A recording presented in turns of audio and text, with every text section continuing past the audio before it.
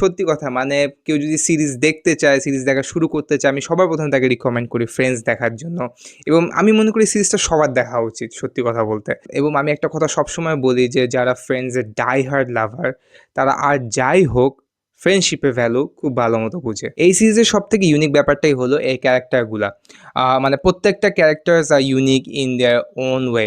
How I met your মাদারে কী ছিল যে একটা ক্যারেক্টারের কাঁধের উপর চড়েই পুরো সিরিজটা গেছে, বাট ফ্রেন্ডসে every character has played a great role, মানে কেউ কারো চেয়ে কম না। রসের সেই হোপলেস রোমান্টিসিজম, চ্যান্ডলারের সার্কাজম, জয়ীর সব হিলারিয়াস প্লেবয়গিরি, ফিবির উইয়ার্ডনেস, রেচেল আর মনিকার যত লাভেবল অ্যাক্ট, এইসব জিনিসই পুরো সিরিজটাকে একটা হোলসাম সিরিজ বানায় রাখে। This is the only series that will remain in the bottom of my heart and আমি সবসময় এই সিরিজটা সবাইকে রিকমেন্ড করি এবং স্পেশালি তাদেরকে রিকমেন্ড করি যারা নতুন নতুন ইংলিশ শিখতে চায়, কারণ এই সিরিজের ইংলিশগুলো মানে খুবই বেসিক, খুবই লাইক বেবি ইংলিশ, বেবি ল্যাঙ্গুয়েজে ডায়ালগুলো ডেলিভার করে।